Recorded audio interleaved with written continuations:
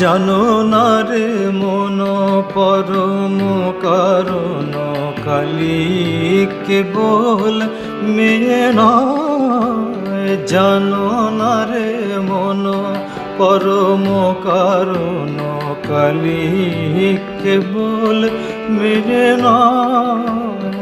মেঘের বরণ করিয়ে ধারণ কখনো কখনো পুরুষ হয়। জানো না রে মন পরম কারণ কালী কেবল মেয়ে নয়।